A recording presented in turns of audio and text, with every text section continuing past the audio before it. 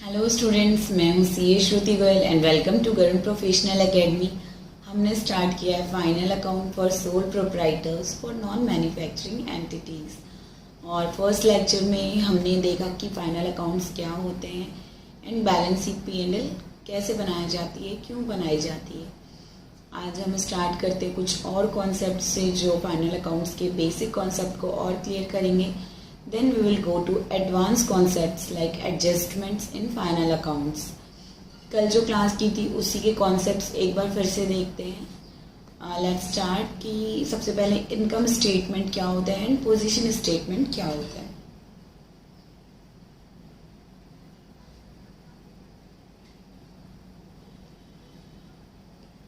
हमने देखा financial statement या जिसे हम फाइनल अकाउंट्स भी कहते हैं, उसके दो पार्ट्स होते हैं। पहला इनकम स्टेटमेंट और दूसरा पोजीशन स्टेटमेंट। पोजीशन स्टेटमेंट में आता है बैलेंस शीट जो शो करता है बिजनेस के एसेट एंड लायबिलिटीज की पोजीशन। एंड इनकम स्टेटमेंट के दो पार्ट्स हैं, trading account and profit and loss account. Trading account से पता चलता है ग्रॉस प्रॉफिट या gross loss, and profit and loss account से पता चलता है नेट प्रॉफिट या नेट लॉस। तो देखते हैं income statement and position statement में क्या डिफरेंस है। इनकम स्टेटमेंट में प्रॉफिट या loss disclosed in the income statement. Income statement में क्या डिस्क्लोज किया जाता है? Profit and loss of the business.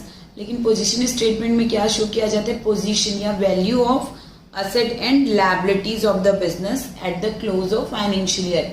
दोनों क्लोज ऑफ फाइनेंशियल ईयर में बनाया जाता है, लेकिन इनकम स्टेटमेंट होती है फॉर द ईयर एंडेड, मतलब पूरे ईयर की कितनी इनकम है वो रिप्रेजेंट करती है। लेकिन जो पोजीशन स्टेटमेंट होता है वो पोजीशन रिप्रेजेंट करते हैं एसेट एंड लायबिलिटी की on a particular date. Suppose end of financial year है 31 मार्च, तो 31 मार्च को एक पर्टिकुलर डे पे क्या पोजीशन रहेगी एसेट्स एंड लायबिलिटीज की, ये रिप्रेजेंट करता है position statement. Income statement is subdivided into two parts, trading account and profit and loss account. Trading account में दिखता है ग्रॉस प्रॉफिट एंड P&L में दिखता है नेट प्रॉफिट या लॉस।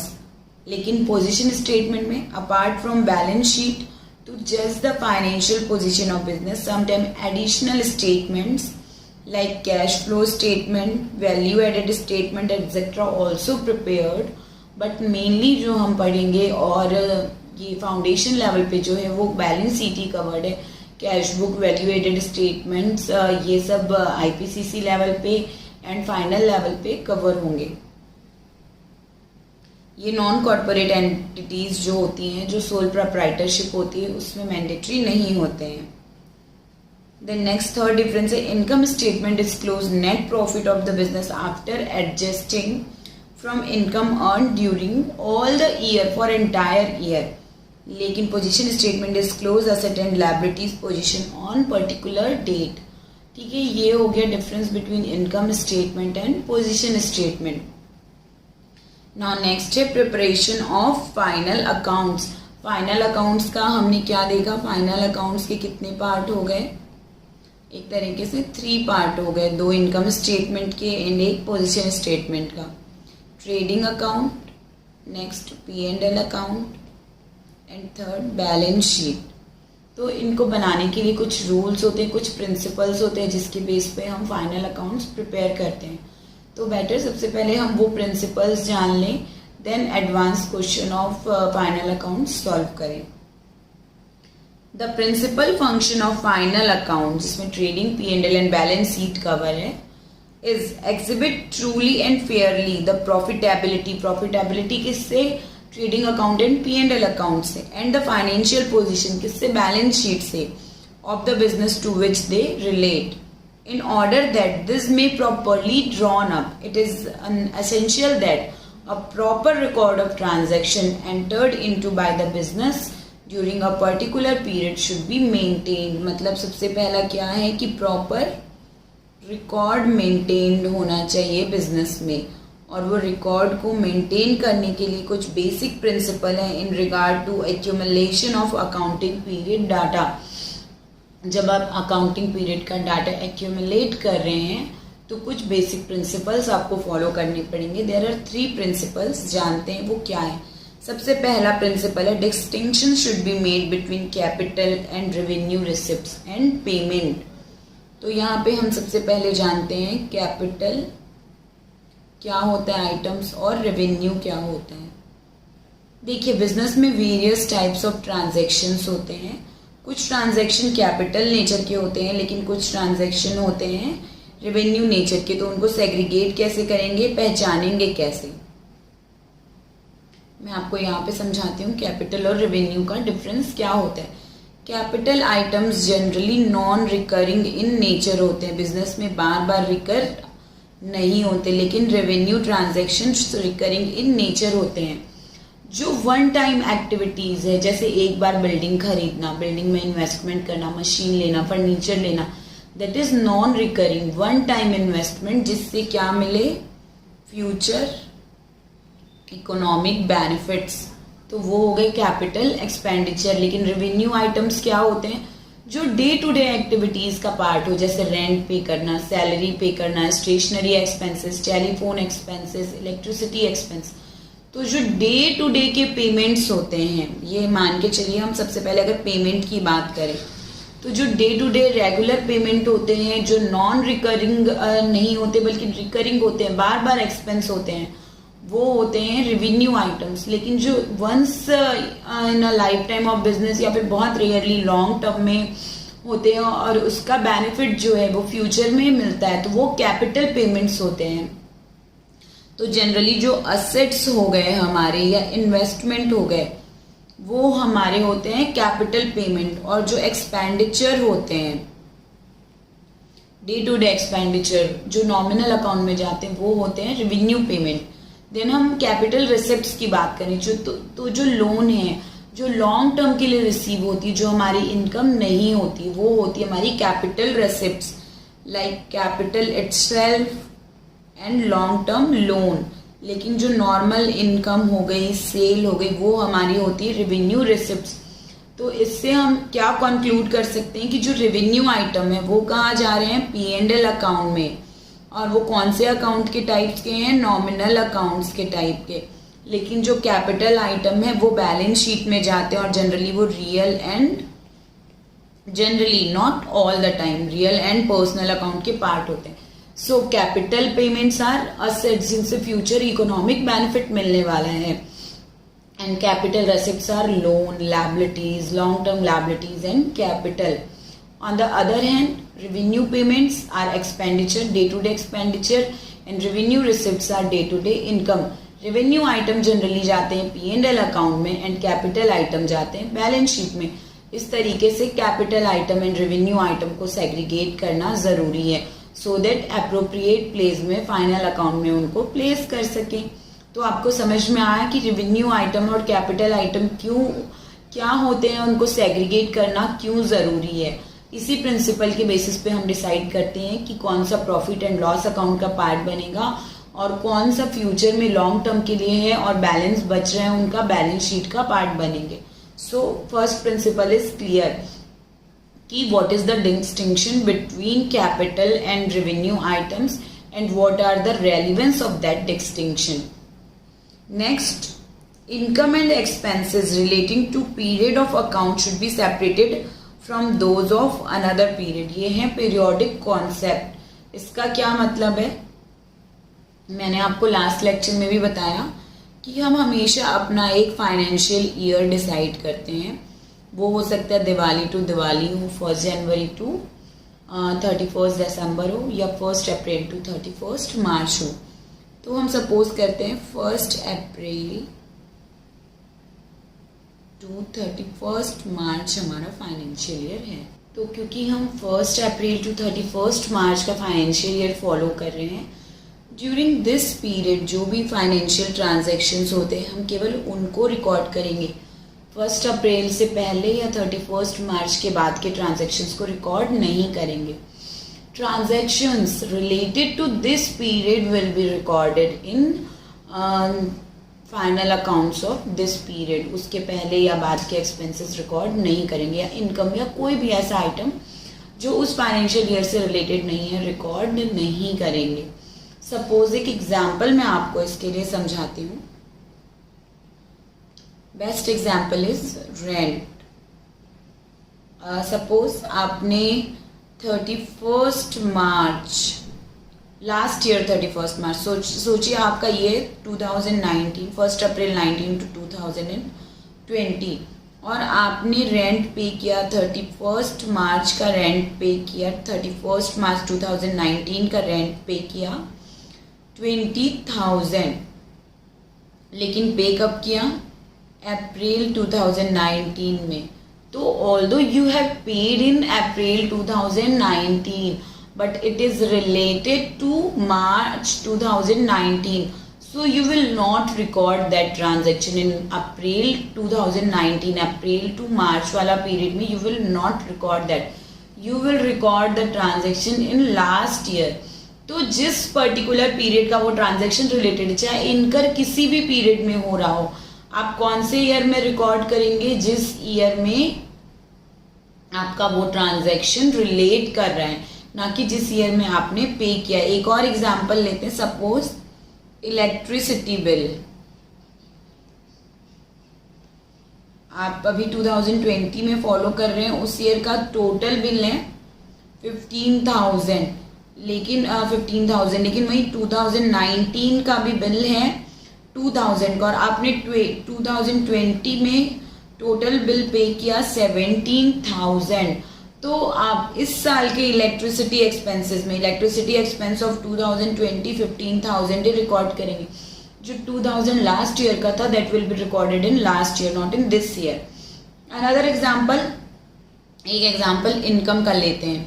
सपोज आपने 2019 में एक सेल की 20,000 की और उसकी कैश आपको 2020 में रिसीव हुई. आपने क्रेडिट में सेल की थी 2019 में और सेल के बाद कैश रेसिप्ट हुई 2020 में, बट आप सेल को 2019 में ही रिकॉर्ड करेंगे क्योंकि it is related to that period. 2020 में ऑल्दो कैश रिसीव हुआ है बट जो ट्रांजैक्शन इनकर हुआ है वो 2019 में ही हुआ है. तो इस तरीके से जौन से ईयर से रिलेटेड है ट्रांजैक्शन, जिस पीरियड से रिलेटेड है उसी पीरियड में रिकॉर्ड करेंगे. चाहे वो एक्चुअल में कभी भी इनकर हो, उसके कुछ कॉन्सिक्वेंसेज हो सकते हैं पहले या बाद के ईयर में भी आए, लेकिन वो ट्रांजैक्शन जिस फाइनेंशियल ईयर से रिलेटेड है उसी ईयर में रिकॉर्ड करेंगे. पीरियोडिक कॉन्सेप्ट यही कहता है. अब एक बार सेकेंड नंबर पॉइंट को फिर से पढ़िए. Also income and expenses related to period of account should be separated from those of another period. ये चीज हमेशा ध्यान रखेंगे जब हम फाइनल अकाउंट्स बनाएंगे. तो जिस फाइनेंशियल ईयर का फाइनल अकाउंट्स बना रहे हैं केवल उसी ईयर से रिलेटेड ट्रांजैक्शंस को उस ईयर में रिकॉर्ड करेंगे, बाकी ट्रांजैक्शंस को नहीं. उसका ट्रीटमेंट जब हम एडजस्टमेंट्स पढ़ेंगे नेक्स्ट लेक्चर में तो हम देखेंगे उसका ट्रीटमेंट क्या होता है. Third, different item of income and expenditure should be accumulated under significant heads so as to disclose the source from which capital has been procured and nature of liabilities which are outstanding for payment. जो भी items हैं जैसे rent है वो rent वाले head में, salary है salary वाले हेड में, मतलब प्रॉपर क्लासिफिकेशन. जो भी ट्रांजैक्शंस हैं उनका प्रॉपर क्लासिफिकेशंस होना चाहिए ताकि वो P&L एंड बैलेंस शीट में हम प्रॉपरली रिकॉर्ड कर पाएँ. अगर हमने प्रॉपर क्लासिफिकेशन नहीं किया है ट्रांजैक्शन का तो हम अच्छे तरीके से अपना फाइनल अकाउंट्स नहीं बना पाएंगे. तो ये जो 3 मेन प्रिंसिपल्स हमने देखा उसके बेसिस पे हम ये सारे कुछ नीचे 5 पॉइंट्स हैं ये पॉइंट्स कंक्लूड किए हैं और उनको समझते हैं. ए नंबर पॉइंट है distinction between personal and business income. मैंने आपको लास्ट लेक्चर में बताया था कि जो बिजनेस है, business is not is equal to owner. Business and owner दो अलग अलग पर्सन हैं एंड इसलिए हम फॉलो करते हैं सेपरेट एंटिटी कॉन्सेप्ट. तो कुछ हो सकता है कि ओनर का पर्सनल हो, जैसे ओनर का इनकम टैक्स, जैसे ओनर ने कुछ पर्सनल लेवल पे इन्वेस्ट किया है, बिजनेस में इन्वेस्ट नहीं किया, तो that is separate from business. Since final statement of accounts are intended to show the profitability of business and not that of its proprietors, it is essential that all the personal income and expenditure, जैसे घर का ration लेने के लिए कोई खर्च हो रहा है, किसी पर्सनल रिलेटिव ने गिफ्ट दिया, तो वो सब प्रोप्राइटर की, ओनर की पर्सनल इनकम है, उसको बिजनेस इनकम या बिजनेस एक्सपेंस में इंक्लूड नहीं करेंगे। वो बिजनेस से अलग है, वो सिर्फ ओनर का है। B number, distinction between capital and revenue expenditure जरूरी है, ये मैंने समझा दिया क्यों जरूरी है। Third, all the material information should be disclosed. अगर कुछ भी ऐसा होता है जो लगता है कि हमको मेंशन करना ज़रूरी है, जिससे बिजनेस की रिपोर्टिंग में इम्पैक्ट हो सकता है, जो मटेरियल है मतलब यूजफुल है, जिसकी कुछ वैल्यू है, जैसे 1-2 रुपए की कोई बात है जिसको किसी को पता चले या ना चले उससे कोई फर्क नहीं पड़ता, तो वो आप डिस्क्लोज नहीं भी कर सकते, that are immaterial to business. लेकिन जो वैल्यूएबल है, जो इन्फॉर्मेशन मैटर करती है, वो इन्फॉर्मेशन जरूर डिस्क्लोज करना चाहिए बिजनेस में। All the material information should be disclose. Every information considered material मतलब useful, valuable for judging the profitability of business और its financial position should be disclosed. For example, when the labor charges increased on account of bonus having paid to the workmen, normally मान के चलिए labour expenses 1000 होते हैं, लेकिन इस particular year में किसी भी स्पेशल ओकेजन के कारण बोनस दिया और वो एक्सपेंस हो रहा है 1500, तो वो मेंशन करना चाहिए, क्योंकि हर साल तो 1500 नहीं होगा, 1000 ही होगा। तो कुछ ऐसा एक्सेप्शनल आइटम है जो मटेरियल है, तो सेपरेटली नोट्स में डिस्क्लोज करना चाहिए कि इस ईयर का लेबर चार्जेस इसके कारण इंक्रीज हुआ है। Similarly, if some of the item of inventory are not readily saleable, this should be valued at approximate net realisable value. Suppose आपने कोई मटेरियल खरीदा, उसकी कॉस्ट तो है 20,000, लेकिन आज वो यूजलेस है और कुछ टूट फूट गई है और उसकी वैल्यू रह गई है 1000, तो क्या उसको 20,000 में शो करना चाहिए या 1000 में? बिल्कुल 1000 में। क्यों? क्योंकि वरना हम अपनी पोजीशन को बढ़िए बताएंगे। जो चीज़ हमारे पास 1000 की वैल्यू की है, उसकी हम वैल्यू कितनी शो कर रहे हैं? 20,000। That is wrong. कोई भी मिसगाइड होगा। हम अपने बिजनेस की पोजीशन अधिक बता देंगे, असेट्स की वैल्यू ज़्यादा बता देंगे, जबकि रियल में वो पोजीशन नहीं है, and we will mislead the people, जो कि हमें नहीं करना है। Record only current period transaction, जो कि हमने पीरियोडिक कॉन्सेप्ट में अभी देखा। ई, only transaction completed before close of account should be given effect. जो 31 मार्च के बाद जो ट्रांजैक्शन हो रहे हैं वो इस साल रिकॉर्ड नहीं होंगे, क्योंकि हम अकाउंट किस डेट पे बना रहे हैं? 31 मार्च पे। तो उसके बाद होने वाले ट्रांजैक्शंस को हमें इंक्लूड नहीं करना है। It should be seen that only the effect of transactions which were concluded before close of period of account has been adjusted in the accounts of the year. For example, when a sale of good is to take place only after the good has been inspected by the purchaser. 31 मार्च के पहले inspect कर दिया, लेकिन उसने purchase कब किया? After 31 मार्च। तो उसको सेल मानेंगे आफ्टर 31 मार्च की, ना कि बिफोर 31 मार्च। तो इस तरीके से जो इस ईयर में ट्रांजैक्शन हुई वही रिकॉर्ड करेंगे, प्रोबेबिलिटी के बेसिस पे कि हाँ शुरुआत हो गई थी, लेकिन एक्चुअल में जिस ईयर में ट्रांजैक्शन ऑकर हुआ है उसी ईयर के लिए लेंगे, उसके पहले नहीं रिकॉर्ड करेंगे, जस्ट बिकॉज शुरुआत हो गई थी। नेक्स्ट हम देखते हैं मैचिंग प्रिंसिपल। मैचिंग प्रिंसिपल क्या कहता है?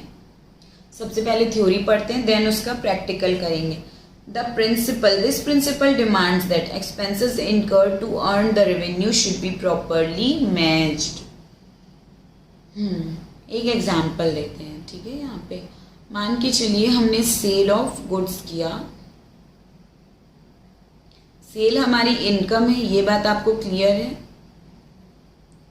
हमने कुछ गुड्स थी जिनकी कॉस्ट थी 1 लाख, उनको सेल किया 5 लाख में, लेकिन हमने जो गुड्स था कॉस्ट 1 लाख का, वो लास्ट ईयर ही 1 लाख का परचेज किया था, इस साल परचेज नहीं किया, इस साल केवल सेल किया। तो मैचिंग प्रिंसिपल ये कह रहा है कि जब हम इनकम दिस ईयर दिखा रहे हैं, इनकम ऑफ ₹5 लाख दिखा रहे हैं दिस ईयर, लेकिन उसके लिए गुड्स का परचेज किया था लास्ट ईयर में, तो उसकी कॉस्ट कब इनकर हुई? लास्ट ईयर में। तो ये चीज नहीं करना है। क्या करना है? उसकी कॉस्ट भी इसी साल के एक्सपेंस में इंक्लूड करेंगे, लास्ट ईयर के एक्सपेंस में इंक्लूड नहीं करेंगे। उसके लिए हम क्या करते हैं? लास्ट क्लास में आपने देखा, जब हम ट्रेडिंग अकाउंट बनाते हैं तो जो भी गुड्स लास्ट ईयर सेल नहीं हो पाते उनको ओपनिंग स्टॉक के रूप में यहाँ पे शो करते हैं 1 लाख। तो ओपनिंग स्टॉक के रूप में लास्ट ईयर की कॉस्ट इस साल कैरी फॉरवर्ड हो जाएगी, एंड देन हम यहाँ पे जब सेल दिखाएंगे 5 लाख तो हमारा प्रॉफिट दिखेगा ओनली 4 लाख, जो कि ट्रू है क्योंकि इस साल हमें रियल प्रॉफिट तो 4 लाख हुआ है। सपोज अगर मैचिंग कॉन्सेप्ट फॉलो नहीं करते तो हम यहाँ पे ओपनिंग स्टॉक नहीं लेके आते, वो लास्ट ईयर की कॉस्ट में ही 1 लाख दिखते रहता, हम यहाँ पे सेल लिखते ₹5 लाख और यहाँ कॉस्ट तो कुछ है ही नहीं क्योंकि इस साल परचेज किया ही नहीं, और उसके बाद हमारा प्रॉफिट दिखता ₹5 लाख दिस ईयर, जो कि गलत होता है। इसलिए मैचिंग प्रिंसिपल है कि जिस साल इनकम रिकॉर्ड कर रहे हैं उसका रिलेटेड एक्सपेंसेस भी इसी साल रिकॉर्ड करेंगे। मतलब जिस साल इनकम रिकॉर्ड कर रहे हैं उस इनकम को अर्न करने में जो भी एक्सपेंस हुए हैं वो भी in the same year we are going to record, ये कहता है मैचिंग प्रिंसिपल। और ये कैसे पॉसिबल है आगे जब हम पीरियोडिक कॉन्सेप्ट और मैचिंग कॉन्सेप्ट और अच्छे से समझेंगे, जब हम नेक्स्ट लेक्चर में एडजस्टमेंट्स क्या होते हैं फाइनल अकाउंट में वो सीखेंगे। And this opening stock is also one of the adjustment, and in the same manner closing stock भी एडजस्टमेंट का पार्ट है, वो हम सीखेंगे क्यों ऐसा करते हैं, क्या लॉजिक है उसके पीछे। Now will look at theory. If a certain revenue and income is entered in trading P&L account, जैसे ये 5 lakh, all the expenses relating to it, मतलब कॉस्ट ऑफ गुड्स सोल्ड, और whether or not payment has been actually made during this year should be debited to trading and P&L account. देखिए ये इस साल expense नहीं हुआ था, इस साल पेमेंट नहीं की थी, तो भी ट्रेडिंग P&L में रिकॉर्ड किया। This is why at the end of year the entity is pass to bring in to account outstanding expenses. ये सब जब हम मैचिंग एडजस्टमेंट सॉल्व करेंगे तो और अच्छे से जानेंगे। उसी तरीके से if some expenses has been incurred against it sale will take place in next year. जैसे लास्ट ईयर के एग्जांपल ले तो हमारी कॉस्ट इनकर हुई थी 1 लाख, लेकिन ये सेल नहीं हुआ था, इससे रिलेटेड इनकम नहीं हुई थी, तो इसको हमने नेक्स्ट ईयर में कैरी फॉरवर्ड कर दिया, इस साल के एक्सपेंसेस में उसको रिकॉर्ड नहीं किया। तो अगर इस साल कोई एक्सपेंस हो गया है लेकिन उससे रिलेटेड इनकम जनरेट नहीं हुई है तो उसको नेक्स्ट ईयर में ट्रांसफर कर देंगे जिस साल उससे इनकम जनरेट हो रही है। Third, if an income or revenue is received in current year but the work against it has to be done and the cost in respect of it has to be incurred in next year, मतलब जो भी है expense और income same period में record करेंगे। ये नहीं कि उससे related expense last year record कर दिया और इनकम इस ईयर, जिस साल उसकी इनकम रिकॉर्ड हो रही है उसी साल उसका एक्सपेंस भी रिकॉर्ड करेंगे। ये बात मैटर नहीं करती कि कोई एक्सपेंस या इनकम का पेमेंट कब रिसीव हुआ है या गया है, to the period which it relates, and आपस में रिलेट होना चाहिए। मतलब all the income and expenses उस पर्टिकुलर पीरियड में जिससे वो रिलेटेड है उसी में रिकॉर्ड होगा, और इनकम और एक्सपेंस दोनों सेम ईयर में रिकॉर्ड होंगे, अलग अलग ईयर में रिकॉर्ड नहीं होंगे और उस ईयर में रिकॉर्ड नहीं होंगे जिससे वो रिलेटेड नहीं है। ये कहते हैं matching principal and periodic concept. ये एन एक्सेप्शन करके लिखा हुआ है, बहुत खास नहीं है, मैं आपको एक बार समझा देती हूँ। There appears to be one exception to the rule that only such cost as have yielded is expected to yield the revenue should be debited to P&L account. इसका एक्सेप्शन क्या है? जब फायर ऑकर होती है तो हम सिर्फ उतना ही लॉस रिकॉर्ड करते हैं जितना हमारा रिकवर नहीं होने वाला है। जो इंश्योरेंस कंपनी से रिकवर हो जाएगा उसको लॉस में रिकॉर्ड नहीं करते, although it is related to that period. तो दिस इज एक्सेप्शन। ये थ्योरी के लिए आप याद कर सकते हैं कि what is exception of matching principle. बहुत खास इसमें कोई भी समझने लायक बात नहीं है। हो सकता है 2 नंबर के किसी सवाल में आ जाए कि what is the exception of matching principal, तो ये आप लिख सकते हैं। नेक्स्ट ट्रेडिंग अकाउंट है। ट्रेडिंग अकाउंट हमने कल पढ़ा था, जिसमें हमने देखा था कॉस्ट ऑफ गुड्स सोल्ड क्या होता है, opening stock plus purchase minus closing stock is equal to cost of goods sold. मतलब जो भी सेल हुई है उसकी रिलेटेड कॉस्ट क्या है, और sale minus cost of goods sold करते हैं तो ग्रॉस प्रॉफिट पता चलता है। वही चीज यहाँ एग्जाम्पल में लिखा हुआ है, देखिए opening stock plus purchase plus direct expenses minus closing stock करेंगे तो कॉस्ट ऑफ गुड्स सोल्ड आएगा, और minus cost of goods sold कर देंगे तो क्लोजिंग स्टॉक। इंटर रिलेटेड वो तो एक इक्वेशन है, उसमें किसी भी वैल्यू को रख के दूसरी वैल्यू फाइंड आउट कर सकते हैं। Only this. इसका एक एग्जाम्पल देख लेते हैं। In the first year the net purchase that is after deducting the return. Purchase के साथ परचेज रिटर्न और सेल के साथ सेल रिटर्न होते हैं। टोटल 1 लाख, तो हमारा फॉर्मूला में अगर पुटअप करें तो purchase 1 lakh and that 15,000 goods were not sold at the end of year. मतलब क्लोज ओपनिंग स्टॉक बता रहे हैं 15,000 in the first year. The net first year में बता रहे नेट परचेजेस टोटल 1 लाख था। ये फर्स्ट ईयर की बात बता रहे, फर्स्ट ईयर का परचेज था 1 लाख एंड फर्स्ट ईयर का क्लोजिंग स्टॉक था 15,000। The cost of goods sold will then be 85,000। ठीक है, मतलब हमने 1 लाख का परचेज किया जिसमें से गुड्स कितने के बच गए, 15,000 के। मतलब कितने के गुड्स सेल कर दिए, 85,000 के गुड्स सेल कर दिए। तो यही हो गया हमारा कॉस्ट ऑफ गुड्स सोल्ड। नहीं समझ में आया, एक बार फिर से समझाती हूं मैं।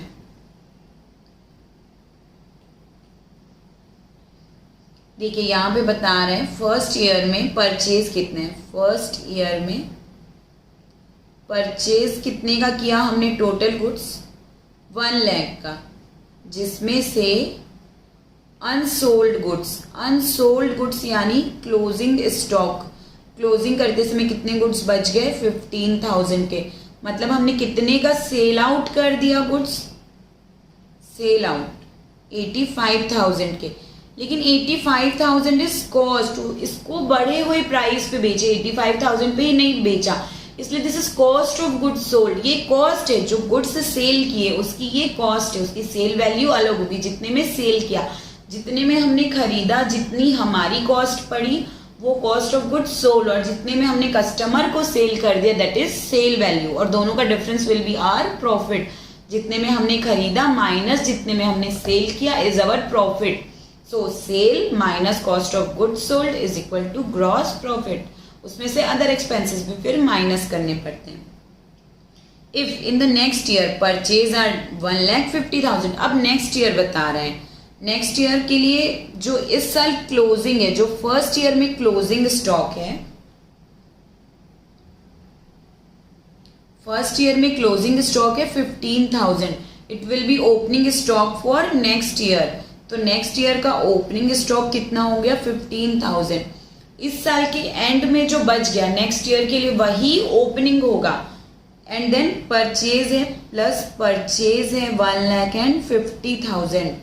तो टोटल गुड्स हमारे पास सेल के लिए कितना अवेलेबल हो गया, 1,65,000। आप समझ रहे हैं, साल के शुरुआत में लास्ट ईयर बचा था 15,000 का गुड्स, अब नेक्स्ट ईयर आया तो वो ओपनिंग में बचा हुआ है 15,000। ड्यूरिंग द ईयर हमने टोटल परचेज किया 1,50,000 का, तो हमारे पास टोटल गुड्स कितना हो गया, 1,65,000 का total goods available for sale. And cost of goods sold, हमने इसमें से सेल आउट कितने का कर दिया, माइनस सेल आउट कितने का गुड्स कर दिया, 1,45,000। ये हमारी कॉस्ट ऑफ गुड्स सोल्ड है, यानी आउट ऑफ 165 145 का हमने कर दिया सेल। तो हमारे पास बच कितने का गया 20,000, that is our closing stock for this year and opening stock for next year. तो क्लोजिंग स्टॉक विल बी 20,000। कैसे? ओपनिंग 15,000 था, इस साल परचेज किया 1,50,000, तो टोटल गुड्स हमारे पास हो गया 1,65,000 का। आउट ऑफ दिस 1,45,000 का गुड्स बेच दिया। इसकी कॉस्ट थी 1,50,000, हो सकता है ज्यादा में सेल किया, हो सकता है इसको 1,80,000, 2 लाख कितने में भी सेल किया, लेकिन हमारी परचेज प्राइस उसकी कितनी थी 1,45,000। तो हमारे पास कितने का गुड्स बच गया 165 में से 145 का सेल आउट कर दिया, तो बचा 20,000 का, and that will be our closing stock and opening stock for another year. उससे हमारा फॉर्मूला आ गया opening plus purchase minus cost of goods sold is equal to closing stock. ये फॉर्मूला सेट्स गुड हियर। इसका formula से भी आप कर सकते हैं और मैंने जो कॉन्सेप्ट बताया उससे भी कर सकते हैं। ये नेक्स्ट है ट्रेडिंग अकाउंट का फॉर्मेट, हमने कल भी किया। यहाँ पे पर्टिकुलर्स एंड अमाउंट, ये डिटेल अमाउंट है, ये फाइनल अमाउंट है। Then again particulars, details and amount. Credit side में सबसे पहले देखते हैं सेल, और सेल से अगर कोई भी रिटर्न है, सपोज हमने 2 लाख का गुड्स बेचा और उसमें से 20,000 का रिटर्न आ गया, से रिटर्न इनवर्ड या सेल रिटर्न। रिटर्न इनवर्ड क्यों कहते हैं? क्योंकि जो हमने सेल आउट कर दिया वो हमें वापस आएगा, वापस हमारे बिजनेस में आ रहा है, हमारे बिजनेस में वापस आ जाएगा। हमने जो सेल आउट कर दिया था वो वापस आएगा, इसलिए इसको रिटर्न इनवर्ड कहते हैं। सेल रिटर्न को क्या कहते हैं? सेल रिटर्न को कहते हैं हम रिटर्न इनवर्ड। तो सपोज 2 लाख की सेल की जिसमें से 10,000 का रिटर्न आ गया, तो नेट सेल कितना हो गया 1,90,000। Gross sale minus return inward is equal to net sale. Suppose 2 lakh का सेल किए माइनस 10,000 रिटर्न, तो नेट सेल हो गई 1,90,000। That will be recorded in outer bracket. जो रिटर्न माइनस करने के बाद वाली सेल है वो रिकॉर्ड होगी। देन नेक्स्ट क्लोजिंग स्टॉक, मैंने लास्ट लेक्चर में बताया था क्लोजिंग स्टॉक क्रेडिट साइड में, क्योंकि ये बैलेंस कैरीड डाउन है और balance carried down stock is an asset जिसका डेबिट बैलेंस होता है, इसलिए balance carried down is recorded in credit side. Then gross loss है तो वो क्रेडिट साइड में आएगा, जनरली ग्रॉस प्रॉफिट ही रहता है। डेबिट साइड में ओपनिंग स्टॉक, स्टॉक का डेबिट बैलेंस होता है इसलिए ओपनिंग बैलेंस डेबिट साइड में। देन परचेज, और परचेज में से परचेज रिटर्न माइनस करेंगे। परचेज का रिटर्न जो होता है वो आउटवर्ड रिटर्न होता है। कैसे? हमने परचेज किया और सामान लेके आए, लेकिन अब वापस करना है तो वो हमको बाहर वापस भेजना पड़ेगा, आउट ऑफ बिजनेस भेजना पड़ेगा, इसलिए इसे रिटर्न आउटवर्ड कहते हैं। तो ये माइनस कर दिया सेम कि gross purchase minus return outward is equal to net purchase, जो कि आउटर कॉलम में रिकॉर्ड होता है। नेट परचेज रिकॉर्ड होगा, ग्रॉस परचेज रिकॉर्ड नहीं होगा, क्योंकि हमारी रियल परचेज तो वही है जो हमने रिटर्न करने के बाद बची हुई है। देन डायरेक्ट एक्सपेंसेस, जब हम जो गुड्स परचेज कर रहे हैं उसको हमारे बिजनेस के गोडाउन में लाने तक जो भी एक्सपेंस हो रहा है दैट इज डायरेक्ट एक्सपेंसेस, और वो ट्रेडिंग अकाउंट में राइट डाउन होता है। और गुड्स एक बार हम बिजनेस में ले आए उसके बाद जो भी आगे एक्सपेंस हो रहा है वो P&L में, मतलब परचेज करने के बाद गुड्स को गोडाउन में लाने तक जो भी एक्सपेंस हो रहे हैं that are recorded in trading account, और उसके बाद के expenses recorded in profit and loss account. तो कौन कौन से एक्सपेंस होते हैं गोडाउन में लाने तक? फ्रेट एंड कैरिएज, यानी कि खरीदने के बाद गोडाउन तक लाने के लिए जो ट्रैवलिंग चार्जेस होते हैं। देन इंश्योरेंस कराते हैं गाड़ी का, वेजेस, लोडिंग एंड अनलोडिंग के लिए जो लेबर चार्जेस पे करते हैं, गैस, वाटर एंड फ्यूल, अगर कुछ खुद की गाड़ी है और उससे रिलेटेड कोई एक्सपेंस है, फैक्ट्री एक्सपेंसेस, ये सब आप मैन्युफैक्चरिंग अकाउंट पढ़ेंगे तब पढ़ेंगे ये तीनों एक्सपेंसेस। अभी के लिए रेलिवेंट है नॉन मैन्युफैक्चरिंग के लिए freight, carriage, insurance and wages, ये 3 प्रकार के खर्च। अगर वेजेस लिखा है तो we will include in trading account. Salary will be written down in P&L account, but wages हमेशा आता है ट्रेडिंग अकाउंट में। और उसके बाद जो भी बैलेंस आएगा वो हो जाएगा हमारा gross profit. Now next trading P&L के आइटम्स जो हमने लास्ट लेक्चर में भी डिस्कस कर चुके हैं कि ट्रेडिंग P&L अकाउंट के क्या क्या आइटम होते हैं और उनका क्या ट्रीटमेंट होता है। एक बार फिर से जल्दी जल्दी देख लेते हैं ट्रेडिंग अकाउंट के क्या क्या आइटम्स है, सो दैट रिवाइज हो जाएगा। सबसे पहले ओपनिंग इन्वेंट्री जो कि लास्ट ईयर से आती है और उसकी जनरल एंट्री होती है। ये सब हैं कि क्लोजिंग एंट्रीज हैं, ट्रांसफर एंट्रीज है जिससे सारे आइटम्स को ट्रेडिंग P&L अकाउंट में ट्रांसफर करते हैं। सबसे पहले है trading account debit to opening stock, इसलिए ट्रेडिंग अकाउंट के डेबिट साइड में आता है trading account debit to opening stock.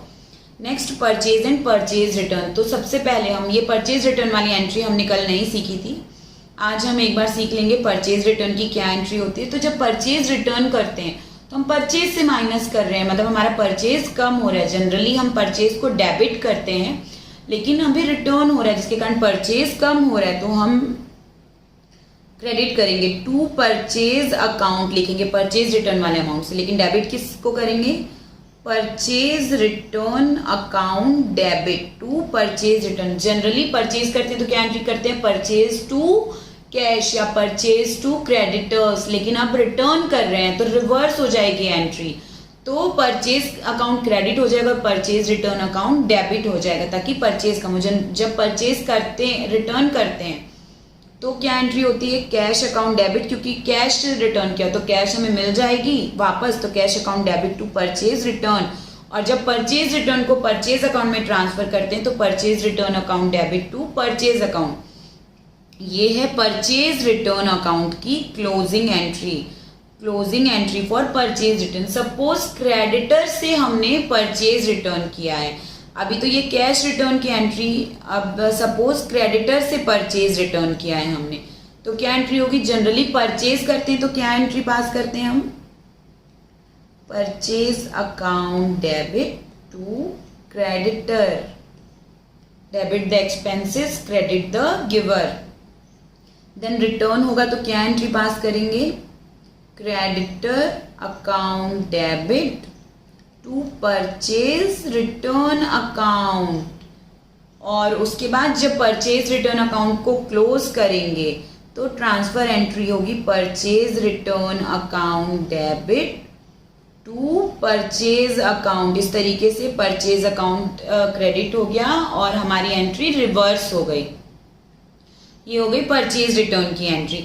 And then purchase account transfer हो जाता है ट्रेडिंग अकाउंट में, तो डेबिट साइड में आता है ट्रेडिंग अकाउंट का, इसलिए जनरल एंट्री होती है trading account debit to purchase account, trading account debit to purchase account. Next carriage inward या फ्रेट इनवर्ड, वेजेस, सबके लिए trading account debit to direct expenses. अब डायरेक्ट एक्सपेंसेस में कैरियज, फ्रेट, वेजेस कुछ भी हो सकते हैं। सेम सेल रिटर्न की एंट्री, देखिए सेल करते तो हम क्या एंट्री पास करते हैं, डेटर डेबिट द रिसीवर, तो debtor account debit to sale account credit the income. अब जब सेल रिटर्न की हमने तो हम क्या एंट्री पास करेंगे, sale return account debit to debtor, क्योंकि अब डेटर वापस कर रहा है। अब जब सेल रिटर्न को क्लोज करना है तो कहाँ ट्रांसफर करेंगे, सेल अकाउंट में, तो सेल पहले क्रेडिट हुआ था अब डेबिट हो जाएगा, sale account debit to sale return account, sale account debit to sale return account. और बाद में सेल का बैलेंस कहाँ ट्रांसफर करेंगे, ट्रेडिंग में। सेल कहाँ जाता है, credit side of trading account, इसलिए sale account debit to trading account will be closing entry. Then closing inventory के लिए closing stock account debit to trading account. And then at last P&L account में transfer होगा gross profit, तो gross profit अगर है तो trading account debit to P&L, और अगर ग्रॉस लॉस है तो P&L debit to trading account. आगे और देखेंगे क्लोजिंग एंट्रीज। और उसके अलावा एक वैल्यूएशन प्रिंसिपल है क्लोजिंग स्टॉक का कि कॉस्ट या net realisable value whichever is lower will be recorded. ये होता है हमारा कंजर्वेटिव प्रिंसिपल कि अगर वैल्यू, अगर स्टॉक की वैल्यू उसकी कॉस्ट से ज़्यादा है तो हम उसको रिकॉर्ड नहीं करेंगे, अननेसेसरी प्रॉफिट शो नहीं करेंगे। उसकी जो भी वैल्यू है वो हम सेल करेंगे तो हमें मिल जाएगी। लेकिन अगर वैल्यू कम हो गई है कॉस्ट की तो उसको हम तुरंत रिकॉर्ड कर लेंगे ताकि एक्स्ट्रा प्रॉफिट बिजनेस शो ना करे। ये रीड करते हैं, टेकिंग इन्वेंट्री यानी valuing inventory is lengthy process. Strictly immediately at the end of year, valuation of inventory should be completed. Sometime, however, this is done either a few weeks before or few weeks after the closing. In such case, value of inventory taken must be adjusted related to closing date की 31st मार्च को जो inventory की value है वही लेंगे. Suppose अगर cost है 10,000 और उसकी जो वैल्यू है वो है 12,000, तो हम किस पे रिकॉर्ड करेंगे? 10,000 पे ही. एक्स्ट्रा प्रॉफिट जो रियलाइज नहीं हुआ है वो प्रॉफिट शो नहीं करेंगे. कंजर्वेटिव प्रिंसिपल ये कहते हैं जो प्रॉफिट रियलाइज नहीं हुआ है उसको शो नहीं करेंगे. लेकिन वहीं उसकी वैल्यू अगर आ रही है 8,000 तो हमारा लॉस है. अगर 10,000 में दिखाएंगे तो 2,000 एक्स्ट्रा प्रॉफिट दिखेगा, तो वो काम नहीं करना है. हमें हमेशा फिर लोअर वैल्यू में दिखाना है, whichever is lower cost और रियलाइजेबल वैल्यू. इस तरीके से इलस्ट्रेशन 1 करते हैं. For the financial year 31st March 2017, Messrs Deepakshi shows the following details. Purchase and sale दिया हुआ है, debtor creditor, opening stock, closing stock, other expense, income, fixed asset and long term liability सब दिया हुआ है. इसी सेम एग्जाम्पल का दूसरी वैल्यूज पे हमने कल इलस्ट्रेशन किया है एक, जिसमें हमने P&L, ट्रेडिंग, बैलेंस शीट सब बनाना सीखा है. अब देखिए जो लास्ट एग्जाम्पल था वहां पे हमने ट्रेडिंग अकाउंट में जो क्लोजिंग स्टॉक था वो आउट ऑफ ट्रायल बैलेंस दिया हुआ था. जो क्लोजिंग स्टॉक दिख रहा है 3 लाख का, आउट ऑफ ट्रायल बैलेंस है. ये चीज हमेशा नोट कर लीजिए, आप ये नोट कर लीजिए. इफ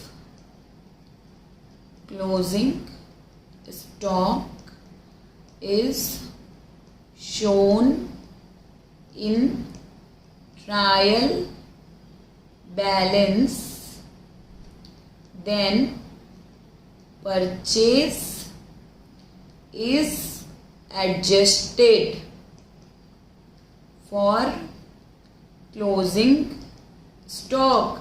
मतलब जो परचेज दिख रहा है, जो ट्रायल बैलेंस में दिख रहा है, परचेज जो दिख रहा है वो एडजस्टेड है. कैसे? वो है परचेज माइनस क्लोजिंग स्टॉक. मतलब यहाँ पे जो परचेज दिख रहा है ना 10 लाख का, वो रियल में कितना परचेज है आपको पता है? 10 लाख प्लस 3 लाख, मतलब टोटल परचेज 13 लाख का है. इसमें से हमने माइनस कर दिया क्लोजिंग स्टॉक 3 लाख, उसके कारण बैलेंस शीट में दिख रहा है 10 लाख का परचेज. हमेशा ध्यान रखेंगे कभी भी क्लोजिंग स्टॉक ट्रायल बैलेंस में शो हो रहा है मतलब वो परचेज से माइनस हो चुका है. अब ट्रेडिंग अकाउंट में एडजस्ट नहीं करना है, केवल बैलेंस शीट में एज अ क्लोजिंग स्टॉक लिखना है. अगर एडजस्टमेंट में नीचे लिखा हुआ है आफ्टर ट्रायल बैलेंस लिखा हुआ है मतलब वो ट्रेडिंग अकाउंट में भी दिखेगा और बैलेंस शीट में भी दिखेगा.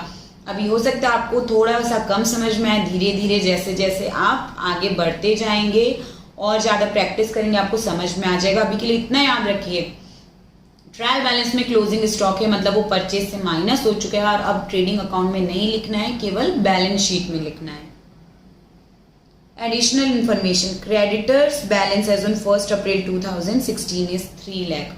मतलब ओपनिंग क्रेडिटर दिया है 3 lakh. You are required to calculate cost of goods sold and amount paid to creditor during the year.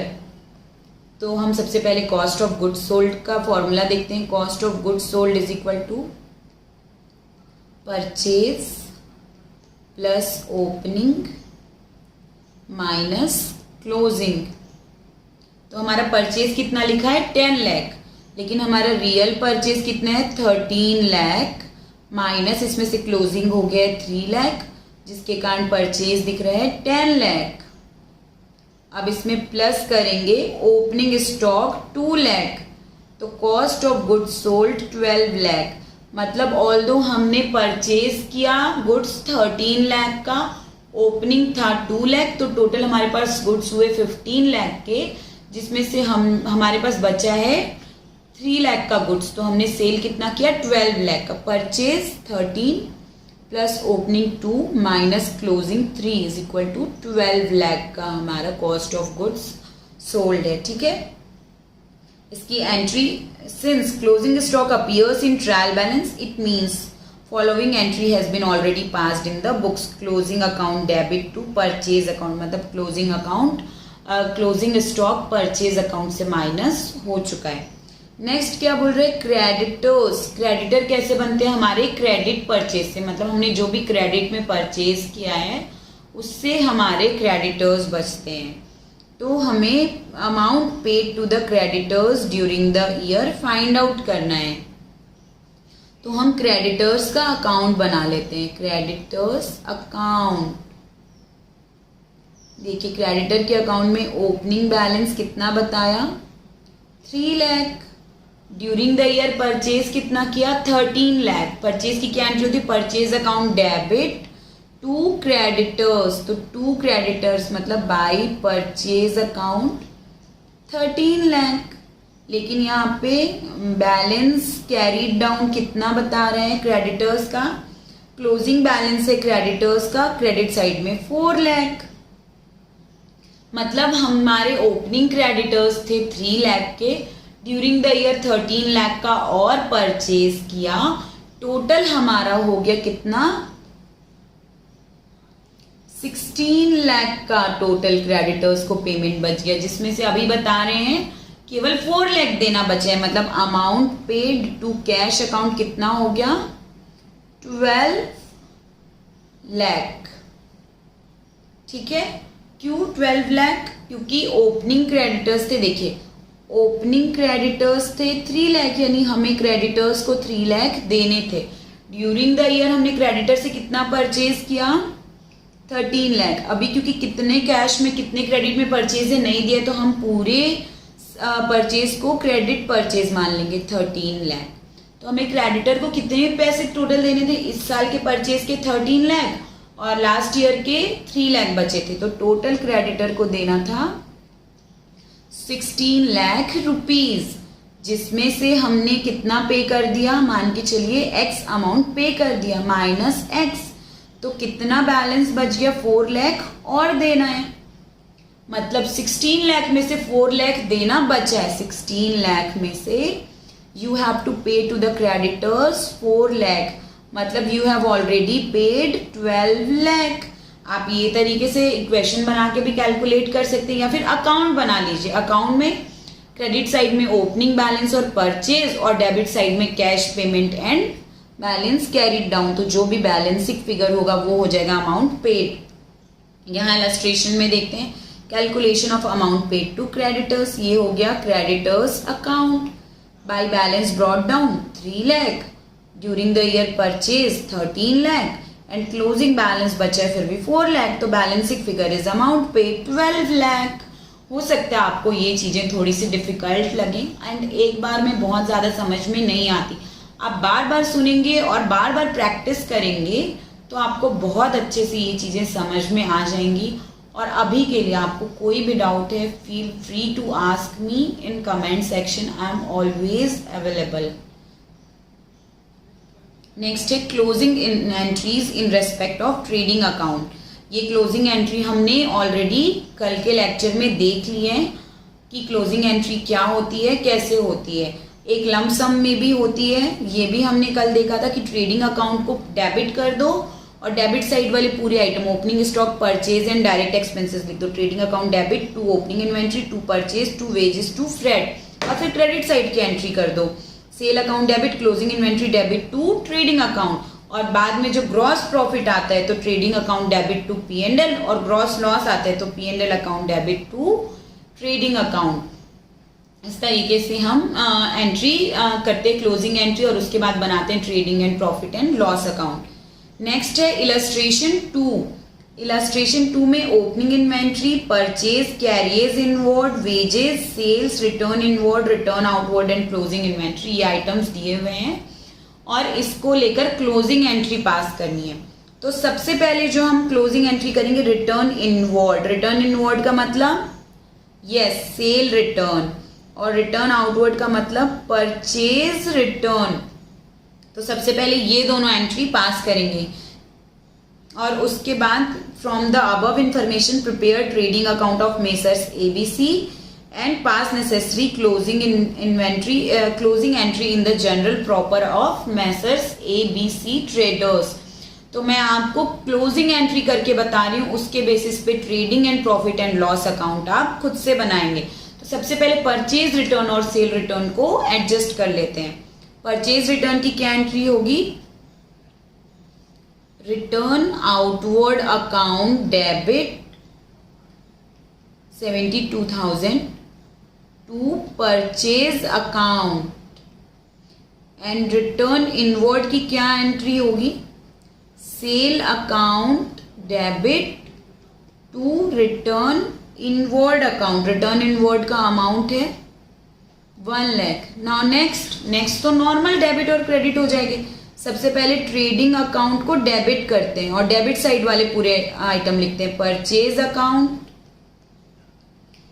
और next carriage inward account, opening stock account, wages account, and then sale and closing inventory. तो credit वाले का part है, तो opening stock 1 lakh, then carriage inward 30,000, wages 50,000, and purchase है 6,72,000, जिसमें से return minus हो जाएगा -72,000, तो कितना बचेगा? 6 लाख।